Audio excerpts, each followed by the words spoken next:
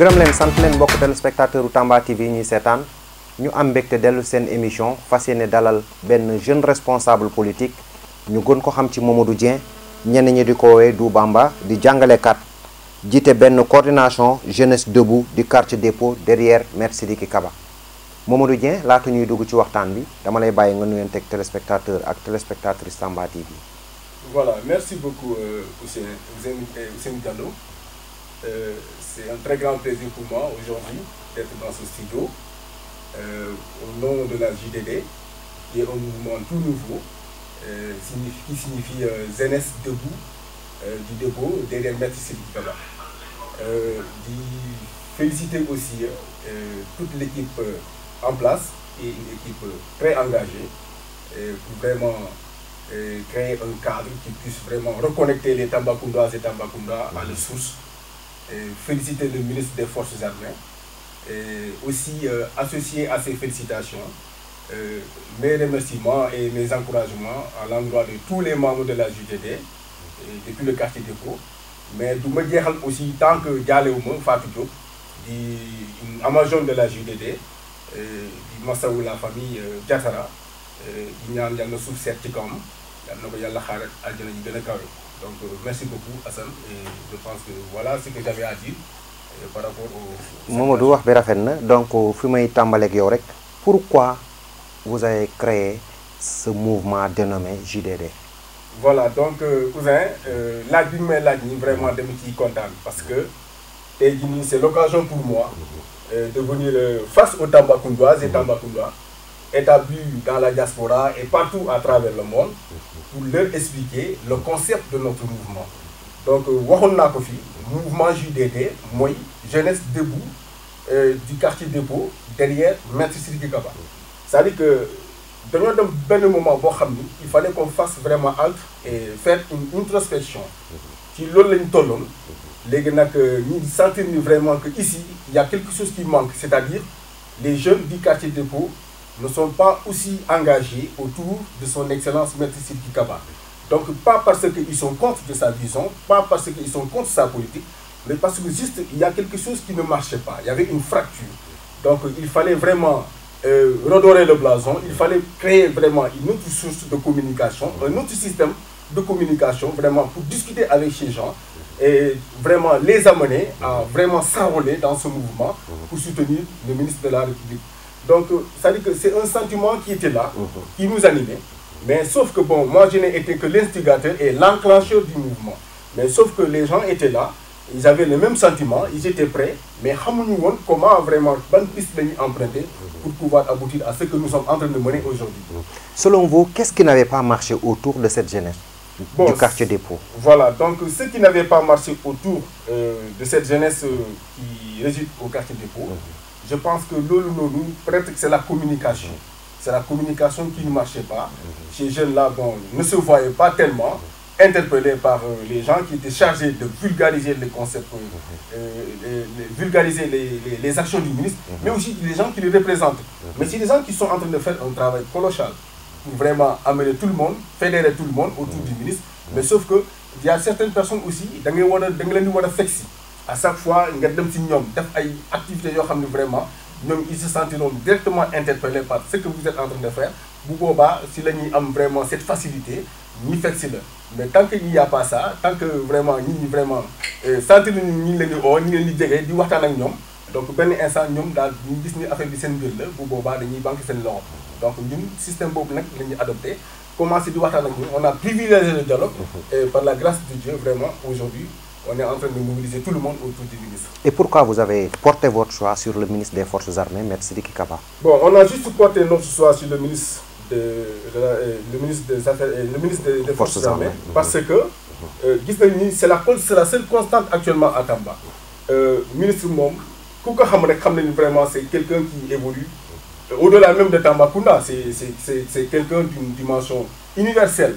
Donc yalla def bon mu don doomi Tamba judo fi yaro fi def ay études à Tambacounda. Donc kooku bu démé ba am un certain degré de personnalité, donc je pense que nous obligation le signe vraiment il jappalé ko donté suñu papa la suñu nijaay la. Donc c'est quelqu'un qui est là, qui s'intéresse tellement au développement de Tambacounda en tant que ministre, mais bien avant qu'il soit ministre aussi, il faut le rappeler. Le ministre dafa yàgg di def ay actions fii ci Tambacounda. yan action le ministre bi def ba tax ngeen jeunesse quartier dépôt yi ngeen tànn ko. waaw loolu moom dafa bëri action yi mu def dafa bëri tellement. mais nga limal ñu action yi bëgg nañ ko xam tamit. par exemple je prends l'exemple de mon quartier. Il y a eu tellement d'actions de développement que. Comme quoi? Comme la réfection des salles de classe à Sadamakassi. Combien de salles de classe il y a 4 salles de classe que le ministre a réfectionnées. Sidiki Kaba. Sidiki Kaba, oui, sur fonds propres. Et je pense que c'est important que les gens le sachent. Parce que il s'intéresse aux questions de développement à travers la promotion de l'école sénégalaise. Je pense que Kokunonou, c'est un très grand développeur.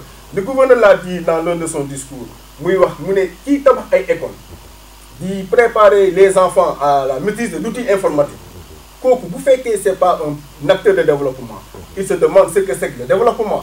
Donc ministre ci yoon boobu lañ nekk ci yoon boobu lañ ko fekk ñu accompagner ko parce que c'est quelqu'un qui mérite d'être accompagné. Qu'on le dise ou qu'on ne le dise pas, voilà la personne, la seule constante qui est là, qui est en train de nous mener vers l'émergence. Et là, nous, on n'hésitera pas une seconde même de l'accompagner avec moi, vraiment pour qu'il puisse atteindre ses objectifs. Et comment comptez-vous l'accompagner? Nous comptons l'accompagner en faisant des activités. Comme quoi? D'abord, en mobilisant tout le quartier autour de lui. Et là, nous sommes en train de le réussir. Et là, vraiment, je félicite l'équipe avec laquelle je travaille. Nous sommes en train de le réussir. Et actuellement, tout le quartier est aujourd'hui Sidiki. Donc, on se donne aussi.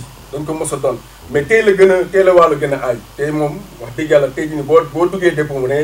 le monde est derrière le ministre de la République et le ministre des Forces armées.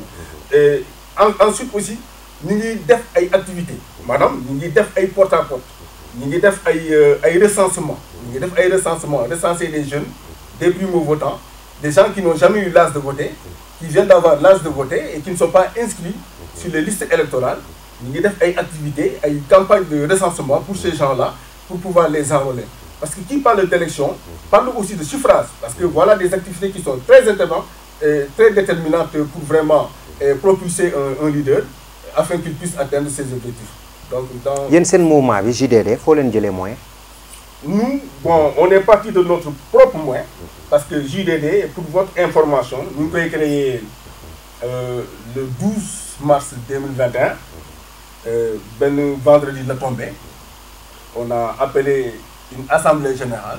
Tout le monde a répondu. La salle était prise d'assaut. N'importe côté. Faut le faire AGV. AGV, nous avons fait centre Adésor, le centre multifonctionnel au quartier dépôt. Comme mouvement, c'est le ministre qui le soutient, c'est aux côtés du ministre des Forces armées. Donc on n'a pas hésité de choisir ce lieu pour convoquer notre première réunion. Donc, nous avons fait réunion Bobononou, tout le quartier a répondu. Et là, on s'est compris, on a conjugué le verbe uni autour de son excellence M. Sidiki Kaba. Mais aussi, on a dégagé les pistes de solutions pour pouvoir mener à bien nos activités. Lan moy piste solution yoy lan la piste de solution moy comme li ma laccé rek manam fa lañuy jëlé ay fonds. Il y a la stratégie des cotisations qui sont là. Vous cotisez combien? Bon, on cotise lu way am rek. Lu way am dal man luma mëna joxé. Xéna peut-être Omar Kanté mënu joxé lool. Donc xébuñu dara en tout cas dañoo cotiser faire en sorte que ñi am lo xamni vraiment mën nañu yobbu fo xamni vraiment lool moy suñu ñor. Donc on est en train de le réussir et on est en train de le bien faire aussi. Et là, il y a aussi des bonnes volontés qui sont parmi nous, qui nous soutiennent. Des bonnes volontés qui sont établies dans le quartier. Nous, bon, qui de préférence, beaucoup nous voir tout, mais nous, vraiment, ils sont pour le mouvement et ils sont en train de nous soutenir. Mouvement bi amul xalé amul ndaw ku amul xalé amul ndaw ñepp la intéressé. Ay jigen mag ñek yeb ñi ngi ci biir. Tout le monde y est. Ñaata membres ngeen mouvement? Nous sommes à peu près 600 et quelques membres. Tous du quartier dépôt. Tous du quartier dépôt. Ku dëkk pont bëgg bokk ci mouvement bi nu muy def? Ku dëkk pont bëgg bokk ci mouvement bi. Je pense que loolu tamit c'est un autre plan B. Parce que tey jii nii mouvement bi ñu koy réussir au quartier dépôt. Donc il y a un autre plan que nous avons. C'est-à-dire comme ni ñu ko woowee rek jeunesse debout du quartier dépôt. Derrière Maître Sidiki Kaba. On compte aussi on envisage faire jeunesse debout du quartier pont derrière Maître Sidiki Kaba. jeunesse debout du quartier Saragilé, derrière Merci Kaba, jeunesse debout du quartier Médina Koura, derrière Merci Kaba, que nous soyons ceux-là qui vont piloter ça, qu'ils soient eux-mêmes leurs propres décideurs. Je pense que nous, ce que nous envisageons, que les gens prennent l'exemple sur nous. Ce que nous avons fait, nous sommes montés au créneau pour montrer la voie à aux jeunes, que voilà la meilleure façon, la meilleure stratégie, la meilleure des stratégies pour pouvoir accompagner le ministre des Forces armées dans sa politique de développement. Donc je pense que nous, pour nous inspirer au mouvement, c'est le mouvement, Sidiki Yegnoko. Sidiki, effectivement, Yegnoko, c'est mon cas rafet le bouba. Mon cas rafet le bouba parce que il a vu du nouveau, il a vu vraiment une jeunesse du quartier dépôt très dévouée, engagée, au prix de tout. Donc je pense que il ne cesse de nous féliciter, même lors de sa dernière venue, il n'a pas cessé de nous féliciter, de nous encourager, parce qu'il a à ses côtés ses propres enfants, il a à ses côtés ministre. Ouais, ministre, il a fait des actes, il a fait des actions. Bon, quand on était en audience, il nous avait reçus en audience. Donc tout le groupe était là. Nous, notre audience était un peu particulière, parce que on avait donné l'occasion à tout le monde de pouvoir y assister. Sinon, on pouvait désigner 2 à 3 ou bien 10 personnes. Nous rencontrons le ministre. Mais comme c'est une première, comme c'est un mouvement qui vient de naître, donc on a envisagé de donner l'occasion à tous les membres du mouvement. Les 600 membres. Les 600 membres, en tout cas, assister à l'audience. On a parlé, on a fait la présentation du bureau, on a fait vraiment... Il y a eu des orateurs qui ont pris la parole, qui ont parlé, qui ont fait un peu le tour des activités menées par le mouvement d'ici là. Et ensuite, le ministre, quand il a pris la parole, il nous a félicité, il nous a remercié, encouragé. Il vous a soutenu. Il nous a soutenu parce qu'il nous a remis un ordinateur. Parce que, on est en train de travailler, parce que nous, on fait des PV. Non, il nous a remis une somme. Combien? Bon, je préfère ne pas le dire. Non, non, les règles, nous avons 3 millions, 4 millions. Politique, les plus aussi des règles.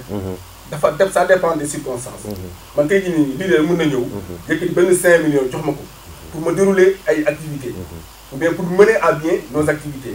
Nous dépendons maintenant sur l'utilisation rationnelle maintenant de ces fonds-là. Non, pas de million. Non, mais vous m'avez pas de millions. De toute façon, à peu près 2 millions. Le ministre il nous a remis la somme de 500 000 francs CFA pour que nous puissions mener à bien vos activités. Sans que vous ayez école dépôt. Vous avez une école dépôt, là, le ministre de fait. Vous êtes sur l'école dépôt. Mais tout le monde est au courant lors de sa dernière visite dans le quartier dépôt. Le dispensaire municipal qui est c'est construit par le ministre en collaboration avec la fondation de la Sonatel. C'est une réalisation. Moi, dispensaire dépôt. Dispensaire dépôt. Ministre il y a la mosquée. Idiwan. Tout le monde connaît ça. Inauguré pendant juste avant la deuxième vague de la Covid. Donc l'ONU, ça a été un boom, tout le monde était là-bas. Donc, pour votre information, c'est le ministre qui a construit, avec ses partenariats, cette mosquée, et qu'il a aussi équipé. Bon, Lolo, nous ne pouvons pas, parce que Lolo, c'est le cabinet.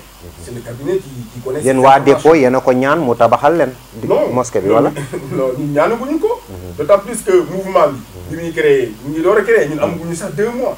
On vient d'avoir juste 1 mois d'existence en tant que mouvement. Quand Khel Boura fait la pratiquement toutes les mosquées de la commune de Tamba ont été réfectionnées, d'autres ont été entièrement réhabilitées par son excellence M. Sidi Kaba.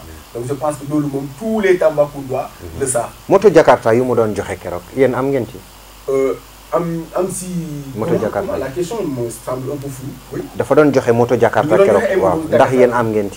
le mouvement. C'est le mouvement. Non, ça dit que le mouvement, comme nous l'avons dit, le ministre commence à donner un moto Jakarta avant bien l'existence du mouvement. Mais que l'on barque des moules Jakarta. Oui, le barque des moules, mais c'est juste de me informer.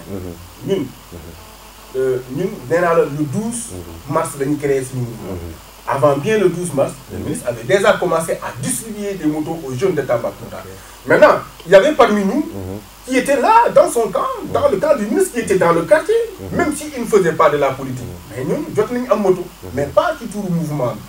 Comment? Donc c'est pas ñaata moto ngeen am. Bon, en tout cas, moi qui vous parle, j'ai une moto. ku la ko jox ministre. Ministre jox na ma moto. te joxuma moto en tant que je ne sais pas comment vous l'expliquer, mais il m'a remis une moto en tant que responsable du mouvement pour que je puisse vraiment continuer à mener des activités. Voilà, faire des activités de terrain. te ñaata moto la joxe. Bon, ministre moom bi mu daalee joxe moto ak léegi on en a recensé 100. 100 motos 100 motos de distribuer pour les jeunes de Tamba. Les jeunes de Tamba. ok ñi ngi wax ni sax joxe na 9 millions jigéen ñi 300 000 ndax mën nga ko dëggal. 9 millions bu ñu ko waxee c'est parce que loolu noonu c'était juste avant l'avant-dernière visite. mais ci ñoom bu mujj bi nii. joxewaat na yeneen 9 millions yoo xam ni yokku na ci premier 9 millions yi mu jotoon distribuer. donc actuellement le ministre est à 18 millions de francs CFA. C'est une enveloppe de 18 millions de francs CFA qui a été distribuée entre les jeunes filles de Tamba. Donc à raison de 300 000 francs par financement. Ah bon? Ouais. Après dañuy delloo. Non, non remboursable. mais maa ngi dégg nag am na quartier yu amul moto am na quartier yu amul financement ku mel ni man sama quartier Saare Gilel. sa quartier Saare Gilel waaw non yow sa quartier Saare Gilel am nañu fa am ay financement ñoo xam ne xam naa leen. ñoom waaw am nañu ñaata la ñu am. bon mënuma la wax statistique exacte bi mais je connais des gens qui sont dans. yaakaar nga ni maillage bi kii na quartier yëpp. couvrir na quartier yëpp waaw parce que quand vous faites la cartographie de la distribution des dons octroyés par le ministre, vous voyez que c'est tous les secteurs qui ont été touchés. C'est tous les secteurs qui ont été touchés. Donc, il y a un critère là. D'abord, être vraiment un jeune de Tambacounda. C'est ça, être un jeune de Tambacounda. Vraiment, qui, en tout cas, il y a une cible de donc peut-être avec. mais yow am nga xëy am nga moto. mais nee naa la man on m'a remis une moto en tant que président. man gis naa ñu am xëy am moto. ah gis naa ñoo xam ne waaw gis naa ko de. waaw xëy na peut-être ñooñu c'est des responsables. c'est des responsables moo tax ñu jox leen moto. ah ok ay responsables lañu. parce que responsable Sidiki la ñuy liggéeyal. Sidiki la ñuy liggéeyal moo tax ñu jox leen moto mais am na ñoo xam ne tamit. ñooñu kenn musu leen gis kër Sidiki. man de bi ma xamee sama ba tey bu Sidiki commencé politique ba tey. musuma gis gars yooyu noonu. kër opposition bi ndax am nañ jox nañ lan moto. si am nañu si non du ma xam ndax ñoom c'est des opposants. du ma la mën a wax mooy lan. ñooñu kenn xamul leen ci kër Sidiki. on les a jamais vus là-bas mais nous on les a dañoo jege ñu gis leen ñu jox leen moto te loolu man maa ngi koy rafetlu. c'est juste pour montrer que ici c'est l'équité territoriale qui est aussi réglée. c'est-à-dire que le ministre tout ce qu'il fait. n'oublions pas que c'est un homme de justice. c'est un homme très loyal. qui fait des choses, mais aussi en tenant compte de certains aspects. Vous voyez? Lesquels? Les aspects. Madame, ça veut dire qu'il faut faire en sorte que toutes les couches sociales se retrouvent dans sa politique de partage. Vous voyez? Donc, en tout cas, on a eu des cibles, on a fait des ciblages, on a vu que nous, vraiment, si les gens vraiment, vous n'avez pas de moto, dina wani sen quotidien. Am na lu mu leen di apporter ñu jox leen moto et loolu noonu c'est tous les quartiers qui ont été vraiment servis. C'est tous les quartiers qui ont été servis. ok am na lenn lu ma gën a jaaxal ñii di wax Sidiki na jël mairie bi na porter candidature ndax yow ànd nga ci. La candidature de Maître Sidiki Kaba pour les prochaines élections est une demande sociale. Les Tambacounda n'ont même pas demandé, n'ont même pas attendu que le ministre lui-même annonce sa candidature. moom lu muy xaar pour annoncer moom xaarul loolu ñun ñoo ko soxla ñun doomi Tamba yi. est-ce que loolu waxtaan nga ak moom. ci affaire loolu c'est-à-dire que ministre. ñu ma ko xamee. franchement moom tout ce qui est l'intérêt de Tamba. lépp luy soxal Tamba. lépp luy développer la région de Tambacounda. moom ci loolu lay dox te loolu mooy sa priorité. Donc aujourd'hui, si les Tambacounda font de sa personne une priorité pour la mairie de la ville, je pense que il n'y aura pas de débat. Ah, mais mon bëggul nag. Non, mais bëgg na ko parce que lépp lu mais waxagul le moment venu, Inch'Allah, nous allons tous l'entendre. Mais il sera candidat, ce qui est sûr. Ce que je voudrais que vous sachiez, que par rapport à la candidature de Maître Sidiki Kaba, ce n'est pas lui-même qui l'aurait souhaité. Non, c'est nous les Tambacounda qui sommes en train de porter ce combat afin qu'il soit notre candidat. Parce que vous savez, Ousseynou, nous avons été victimes des mains inexpertes. Tamba dafa yàgg sonn. Vraiment. Côté. Par exemple, les maires qui étaient là, vraiment, c'est des gens qui, non seulement, ne sont pas de Tamba, il faut le dire. Nous, du Tamba lañ dëkk. Feneen lañ jógee ñëw fii, le coup du sort a fait qu'aujourd'hui, ils sont l'édile de la ville. Mais aujourd'hui, il y a une éveil de conscience. Nous, les Tambacoundois, nous, les natifs de Tambacounda, nous n'allons plus accepter de confier notre mairie à des mains inexperts, à des gens ñi nga xam ne tey jii nii lépp lu ñu am rek seen dëkk la ñuy dem di def ay réalisations foofu noonu bàyyi les Tambacounda dans la merde. Excusez-moi du terme. Donc voilà, donc cette prise de conscience qui a été partagée par tous les jeunes et que nous sommes en train de tout faire pour pouvoir les réaliser. loolu la amul lu ma ci. mais ndax dina yomb Mame Balla Lo moo fi nekk maire nee na moom tamit candidat la à sa propre section. waaw xam nga on est en démocratie. ñun tey jii nii on exclut la. Kassé sax nee nañ tamit candidat la aussi. mais Kassé c'est un politicien. s'il veut moom il est libre d'annoncer sa candidature. dina yomb nga foog. non man du ma dugg ci détails yooyu noonu Ouzin. xam nga dama wax la loolu. man actuellement dama am ñun dañu am nous sommes concentrés.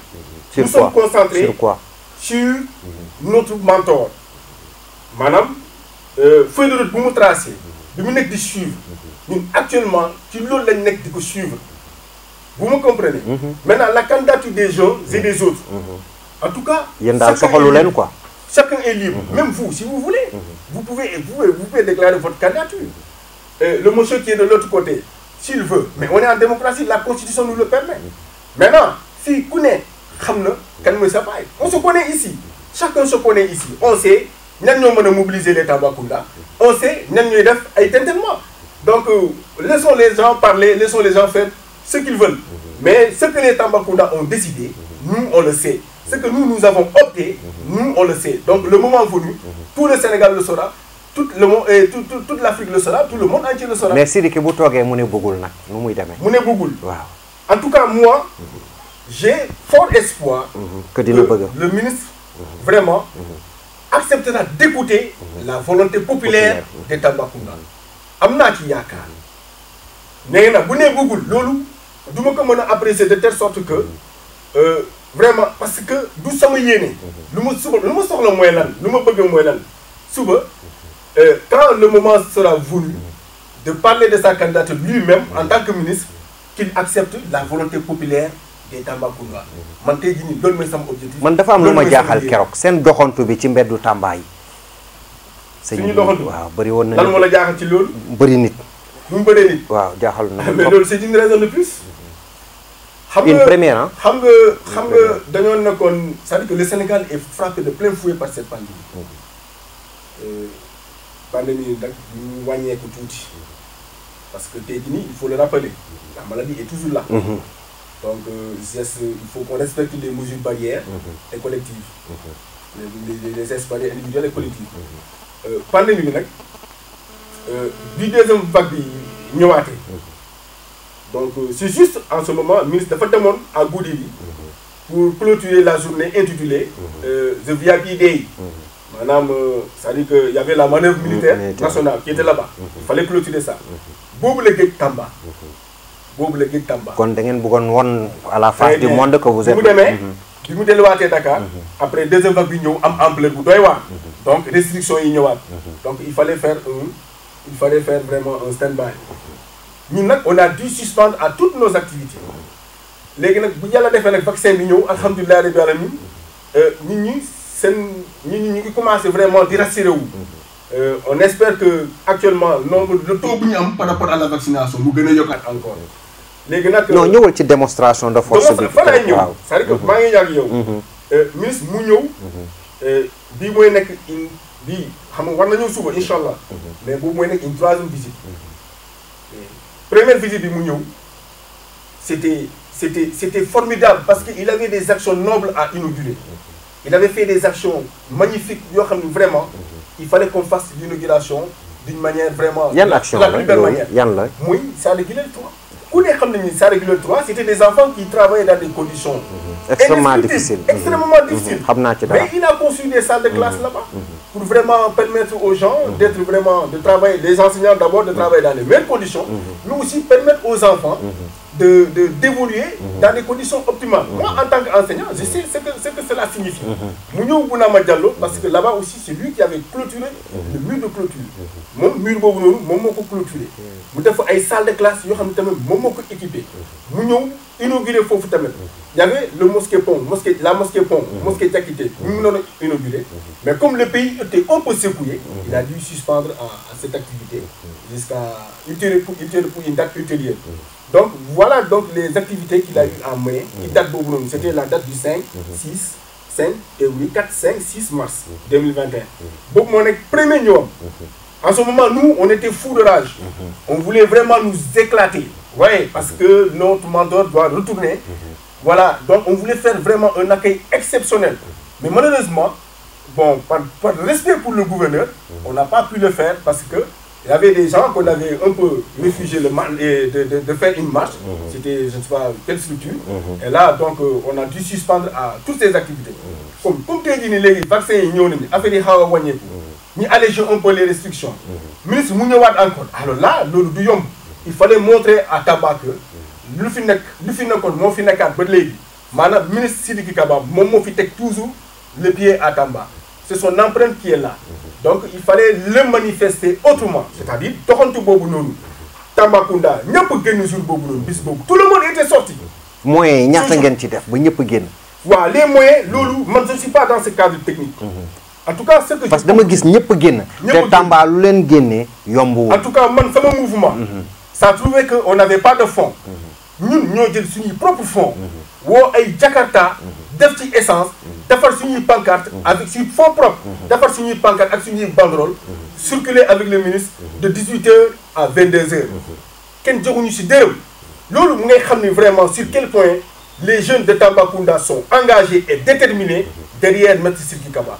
Voilà donc comment je pourrais justifier cette surprise que le ministre avait réservée aux Sénégalaises et Sénégalais. Parce qu'en fait, il a fait boum.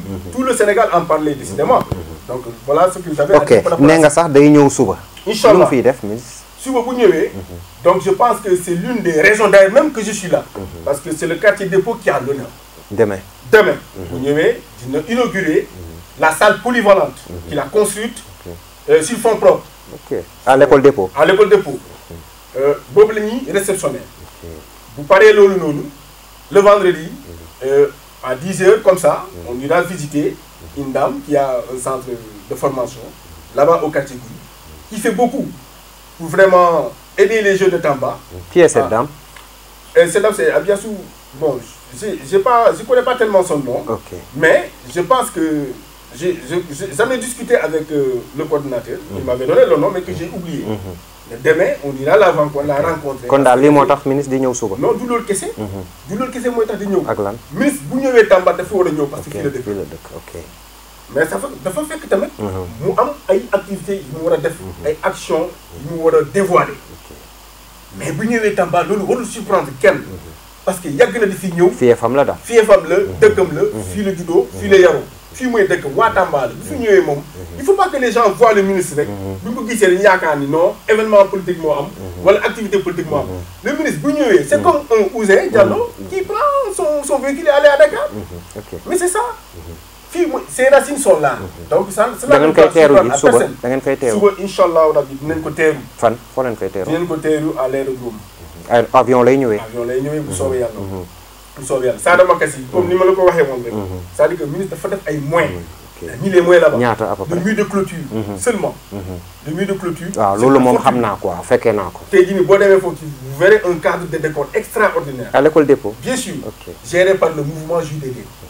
Par le mouvement JDD. Kon suba yena ay. Suba ñun ñoo ay. Parce que lu mu def mo reuy. Xam nga le numérique dafa am solo. Vous avez le numérique. Aujourd'hui, on est dans un monde où le numérique est devenu l'incontournable.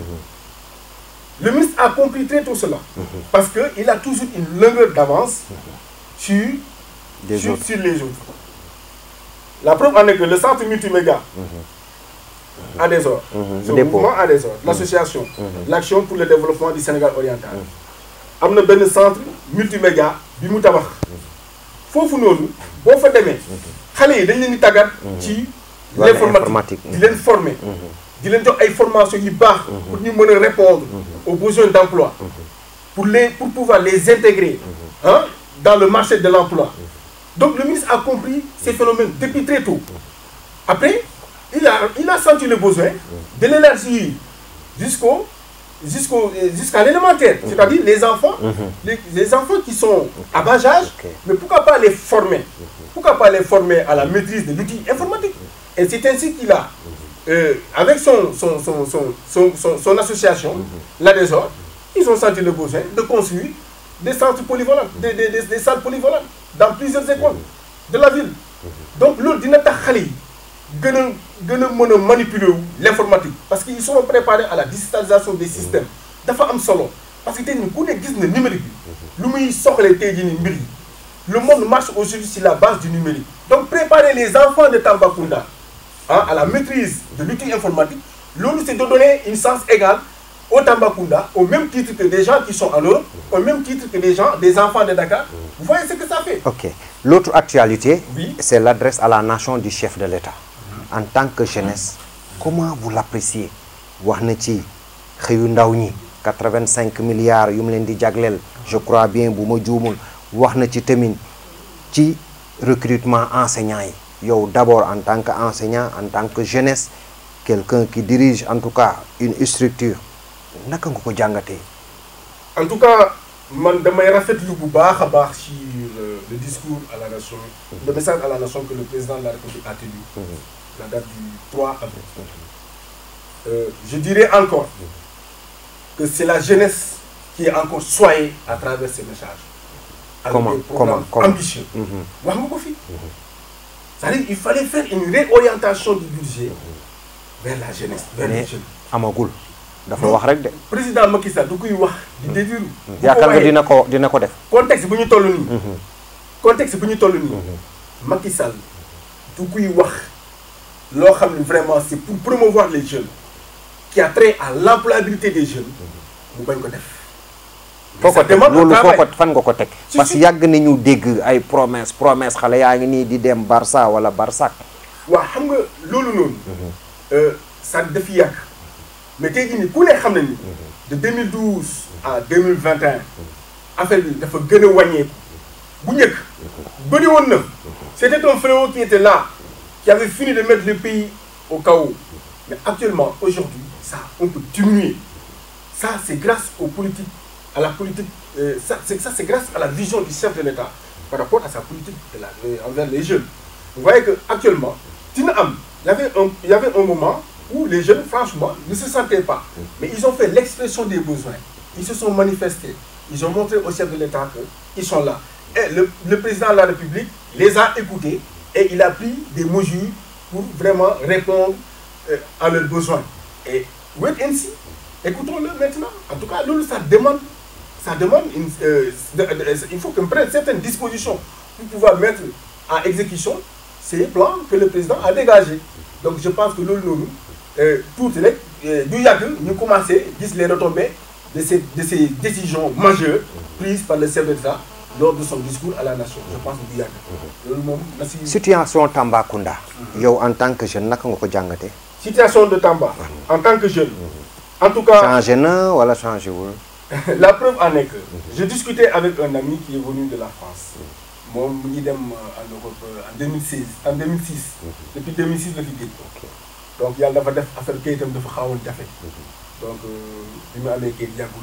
c'était mu ngi door a ñëwaat encore bi mu demee. mais bi mu ñëwee 2 jours après j'ai été le rencontrer.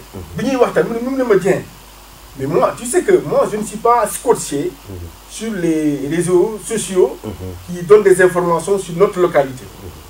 Marco, mais comment toi tu peux être en France et ne pas être scotché et ne pas être au courant? Xanaa yow yëgoo Tamba TV. mu ne ma da koy dégg rek mais il n'a jamais eu le temps. xam nga foofu moom. boulot métro dodo gars yi. le plus souvent du ñu am jot. mu ne mais je suis grandement surpris quand j'ai débarqué à Tamba, ma ville natale. J'ai vu que tout a émergé, tout a changé. Comme quoi? Qu'est-ce qui a émergé? Mais la Promoville est là, en train de faire des actions.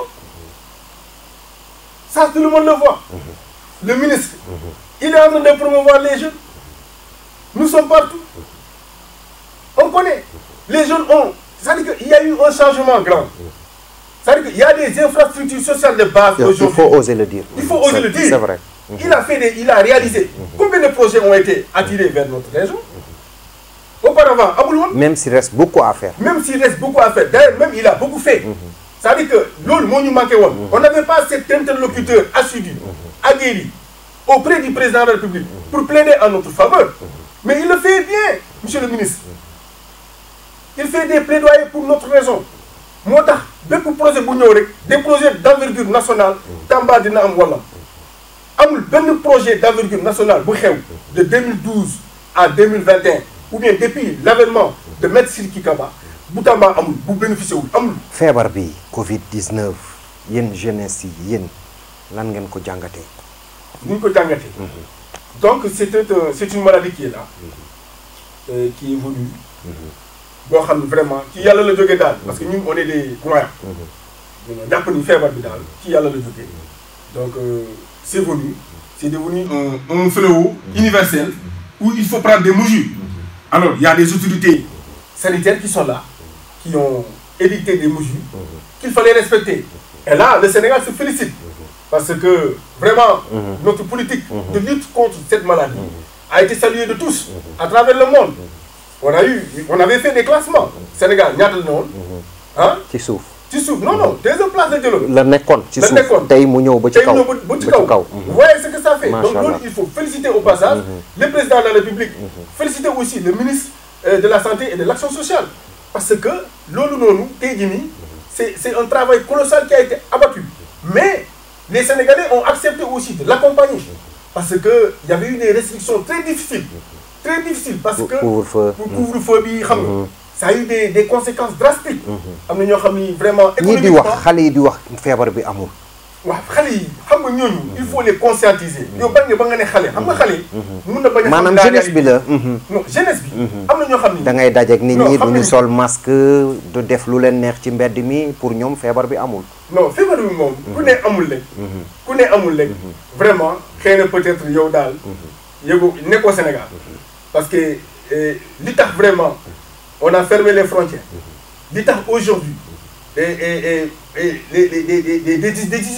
des décisions très très difficiles ont été prises par notre gouvernement, par l'État.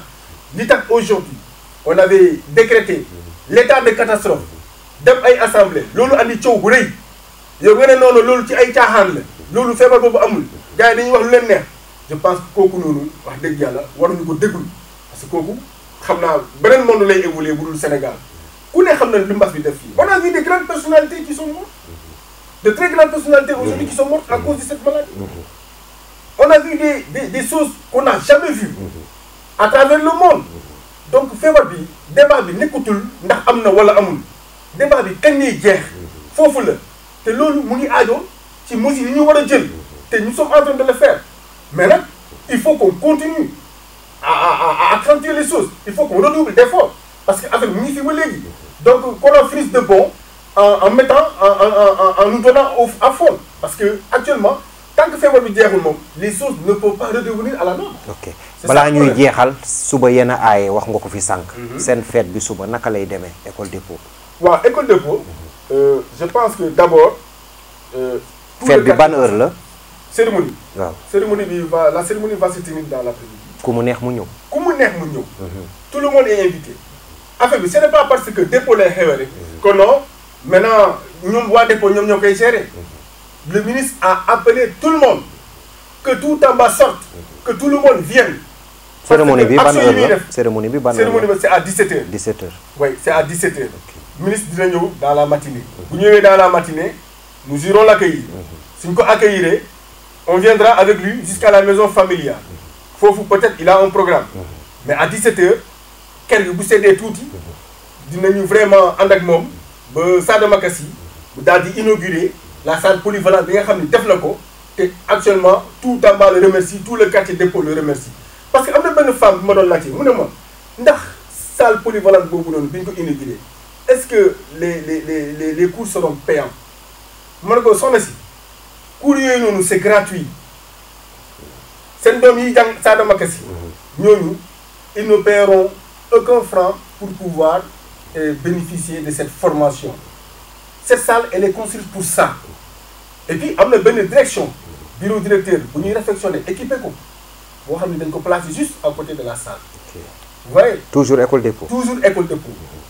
def na ko Mamadou Lamine Danfakha inauguré nañ ko la fois dernière. gis naa boobu. te Bounama il Diallo. y a aussi d'autres écoles qui sont sur projet.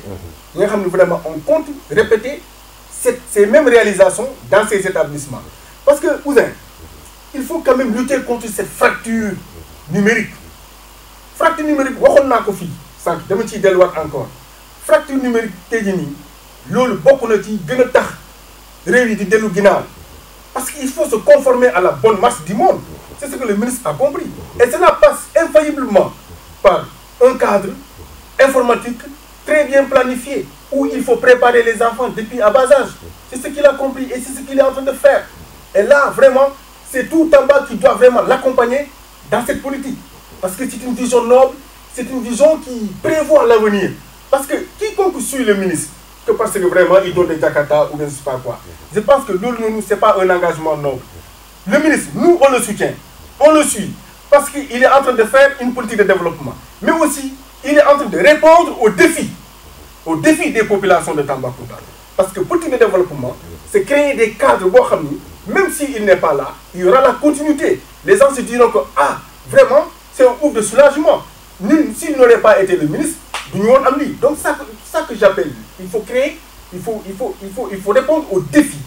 Donc, c'est ça que j'avais à dire par rapport à ce que vous Maxime technicien bi nag. Cheikh Omar Kanté dañu bëgg a gis ministre suba. Ah, dañu ko bëgg a gis. waaw xaw ma nu ñuy. waaw loolu moom man je ne suis pas le chargé du protocole. yoruma protocole. nekkuma ci cabinet gis ko yomb na wala yombul. non ministre moom. ku ko bëgg a gis. soo jaaree fi nga war a jaar moom je pense que. mais am na ñuy ñaxtu de pour gis ministre yombul de. waaw ils n'ont pas emprunté la bonne voie. C'est ça seulement. Mais chez le ministre, c'est organisé. ñu bëri ñu ngi coow de. C'est organisé. Entourage xam nga boo ñëwee waaw xaw ma boo ñëwee nga jógee Sara Gileel wala nga jógee Guy. ñëw toog kër ministre. waxoo ak kenn. nga ne non dama bëgg gis ministre. te yow ñi war a def yow nga gis ministre facilement dajewoo leen. Je pense que loolu noonu ci va y passer la nuit. ndax communication warul am ñu soxla ministre jaar leen fii jaar leen fee. mais loolu am na. am na. Oui, loolu moom am na. Tout le monde sait que pour passer, pour connaître, pour rencontrer le ministre, il faut faire une demande d'audience. Demande d'audience boobu noonu le coordinateur est là. da ngay dem ci coordinateur nga jox ko sa demande d'audience. devant moi. parce que le coordinateur c'est quelqu'un, monsieur Vieux-Souleye Traoré moom mooy le coordinateur des activités politiques du ministre à Tamba. Je le fréquente dañuy waxtaan sur des sujets autour de la politique du ministre. Il y a beaucoup de gens qui m'ont trouvé là-bas, qui lui remettent leur demande d'audience. Donc voilà la. te le ministre les reçoit. Le ministre les reçoit. La fois dernière, le ministre dafa joxe audience ba 3h du matin. Ok. Toutes les délégations qui étaient présentes, qui ont demandé une audience par une voie reconnue, ont été reçues par le ministre. ok jërëjëf Mamadou Dieng Tamba TV mi ngi lay gërëm di la sant bu baax luñ ñu cëraloon ci waxtu jeex na yéen mbokku téléspectateur ak téléspectatrices yi ñu doon seetaan kenn demul ngeen des yéen it ñu ngi leen di gërëm di leen sant di leen dox di daje semaine prochaine di fàttaliku chef des opérations Cheikh Omar Kanté moo fa nekkoon assisté par Bakare présentation Pape Ousseynou Diallo jërë ngeen jëf ba semaine prochaine incha allah.